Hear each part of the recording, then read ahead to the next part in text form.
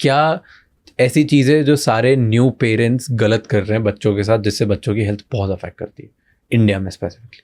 बहुत ज़्यादा प्यार और ओवर कॉशियस या ज़्यादा अवेयरनेस के चक्कर में बच्चों को एकदम या ना डिपेंडेंट नहीं होने देते हैं बिल्कुल भी।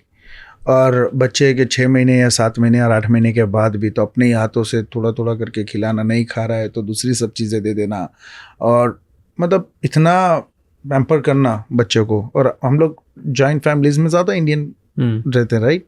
तो दादा दादी ये सब भी जो भी रहते हैं वो बहुत ज़्यादा मोहब्बत के चक्कर में हमारे बच्चे जो इंडियन हैं वो इतने जल्दी मतलब इंडिपेंडेंट नहीं होते हैं।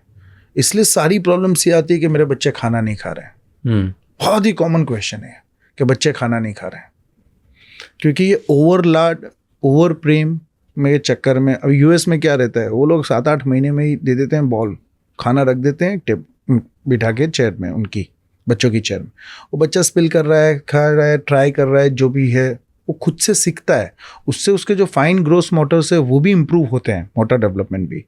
वो हम नहीं कर रहे हैं इंडिया में। दूसरी चीज़ कि हम इंडिया में बड़ा कॉमन है कि जब बच्चे नहीं खाते हैं घर का, तो हम ये सोचते हैं कि अल्टरनेटिव क्या दे। या तो शौक के मारे, मोहब्बत के मारे बाहर घुमाने लेके गए तो हम पैकेट्स फूड्स दे देते हैं, चिप्स वगैरह, ये सब बड़े बड़े जो भरी हुई रहती है, तो ये सारी चीज़ें दे देते हैं। और हमें लगता है कि हम उसको प्यार कर रहे हैं क्योंकि वो मज़े ले रहा है, मज़े लेके खा रहा है, लेकिन उसकी कोई न्यूट्रिशियस वैल्यू तो है ही नहीं, वो घर का खाना खाएगा ही नहीं। तो ये जो है, ये सारी जो चीज़ें हैं वो गलत है, नहीं करनी चाहिए। दूसरी चीज़ मैं कहूँगा कि जो काफ़ी सारे मिथ्स है बच्चों में, कि सब हमारे पुराने चीज़ें। क्या बताओ मेरे को, टॉप 5 मिथ बताओ। टॉप 5 मिथ ये है कि काजल बच्चों की आंखों में लगाओगे तो आंखें बड़ी हो जाएगी। बड़ी ये मानते हैं लोग? या you didn't know? I didn't know. बच्चे काजल लगाने से आंखें बड़ी, मैंने वीडियोस भी बनाए थे। मैं आंखें बड़े नहीं हो सकती, आंखें आपकी जैसे आपके माँ बाप की वैसे ही आएगी, वो जेनेटिक है। वरना तो मैंने बोला जो नॉर्थ ईस्ट के लोग हैं हमारे, चाइना के लोग हैं, ये सब के जापानीज है, उन सबकी आंखें बड़ी कर लेते थे वो लोग। जेनेटिक जीन्स में कैसा है यार, हमारे बच्चे हमारे जैसे दिखेंगे। ये एक मीथ है। फिर ऑयल मालिश करने से, मसाज करने से बच्चा बड़ा तंदुरुस्त रहता है। ये तो बहुत ज़्यादा करते हैं लोग, उससे कुछ फर्क नहीं पड़ता। आप अमेरिकन या कहीं पे भी जाओ बाहर की देशों में, वो लोग नहीं करते हैं, बल्कि स्किन सेंसिटिव होने की वजह से कुछ ऐसे अजीब अजीब ऑयल जो मार्केट में बिकते हैं लोग, कैसे हड्डियाँ मजबूत हो जाएगी, उससे स्किन रिएक्शंस आते हैं और प्रॉब्लम्स होती है। क्या बात कर रहे हो? हाँ, ये तो मैंने I've heard this always. हाँ, सुना है forever, मतलब आपकी और मेरी भी हुई रहेगी। हाँ, ये डाउट भी नहीं किया। हाँ, अभी तो, मेरे घर में so my sister got little baby and उसके साथ भी होता है कि उसको मतलब आके उसको मालिश करते हैं और ऑयल से, और रोज करते थे। और वो स्टार्टिंग में तो कभी रोती है, कुछ भी नहीं, ठीक है थोड़ी देर में हो जाएगा, चुप हो जाएगा। हाँ, वो गलत है, नहीं करने की जरूरत नहीं है।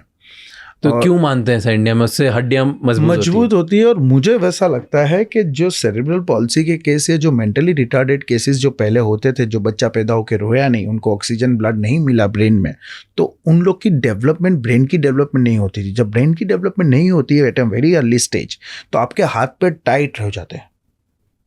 तो वो लूज करने के लिए शायद वो मसाज टेक्निक से, लाइक अ फिजियोथेरेपी, टेक्टाइल सिमुलर, ये सारी चीज़ें जो भी है लाइक अ फिजियोथेरेपी, वो करते रहेंगे, उनको थोड़ा लूजनेस या इफेक्ट मिलता रहेगा।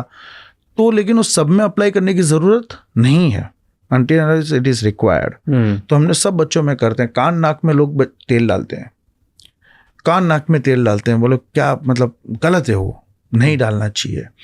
फिर लोगों का कॉमन मिथ है बहुत लोग के, जैसे ही बच्चा पैदा होता है तो कोई हनी पिलाते हैं या कुछ चटाते हैं, खजूर चटाते हैं, ये सारी चीज़ें जो कि गलत है। 6 महीने तक केवल माँ का दूध और माँ का दूध देना चाहिए। अगर फिर माँ का दूध भी कोई कारण से नहीं है तो फिर आपको दूसरे नेक्स्ट ऑप्शन में जाना चाहिए, फार्मूला फीड्स वगैरह। तो हनी क्यों नहीं देना चाहिए बच्चों को? 6 महीने तक वो डाइजेस्ट ही नहीं कर सकता, और 6 महीने ये तो अच्छा माना जाता है ना शहद देना। शहद up to the 6 months of age exclusively breastfeed बोला जाता है। तो तिल, अगर आप बोल रहे हो कि अगर 6 महीने तक सिर्फ मदर्स मिल्क होना चाहिए, बहुत सारे रीजंस की वजह से लोग आजकल फॉर्मुलेटेड मिल्क पिलाते हैं। हाँ जी, 6 महीने से पहले। Is that right? If you don't have any other option then it's okay. I don't want to demotivate those mothers जिनको मिल्क नहीं आ रहा है, लेकिन मैं उनको इस तरह से भी मोटिवेट करना चाहता हूँ कि मिल्क आएगा ही अगर if you have a positive mindset. Stress वेस होगा तो आपको वो हार्मोन्स रिलीज नहीं होंगे। बट क्यों नहीं आता है मिल्क? अब डिपेंड सर, आजकल साइकोलॉजिकल थिंग है कि पहले से ही सोच लेते हैं कि मुझे नहीं आएगा, पहले से ही मेंटल स्ट्रेस, ज़्यादा ओवरबर्डन, और प्रेगनेंसी को ज़्यादा स्ट्रेसफुल ले लिया है, या होता है स्ट्रेसफुल बच्चा आने के बाद भी, पोस्ट प्रेगनेंसी डिप्रेशन ये वगैरह रहता है, लेकिन ज़्यादा सोचने की वजह से और दूसरे घर वाले परेशान कर देते, ये नहीं खाना, ये नहीं खाना, ये खाना है, वो खाना है, ये खाना है, वो खाना है। एक तो माँ परेशान, उसकी रातों की नींद गई है, ऊपर से घर के दूसरे अलग एक्स्ट्रा टॉर्चर, तो उस वजह से भी मिल्क। बाकी कभी मैंने डिसऑर्डर नहीं होता? नहीं, क्लिनिकल डिसऑर्डर वैसा नहीं है कि भाई क्लिनिकल डिसऑर्डर हो गया कि मिल्क नहीं आएगा। मिल्क हार्मोन सिक्रीट होना ही है। अगर बच्चे का प्रोसेस पैदा हुआ और आपने प्रेगनेंसी रखी और बच्चा ने जन्म लिया तो it's a very natural thing कि आपको वो हार्मोन सिक्रीट होंगे। ओके, ठीक है, इट्स अ नेचुरल। ये नेचर हमेशा अपना ध्यान रख ही लेता है। कभी आपने देखा है कि किसी गाय के बच्चा पैदा हुआ दूध नहीं आया, तो वैसा। और फिर भी कारण सर किसी को कम आ रहा है तो भी कुछ डाइट्स वगैरह, आयुर्वेदिक वगैरह, ये सारी चीज़ें जो रहती है जिससे मिल्क आउटपुट बढ़ सकता है। अगर ऐसे और भी बहुत इंसाइटफुल शॉर्ट्स और क्लिप्स देखनी है तो इस चैनल को सब्सक्राइब कर लो।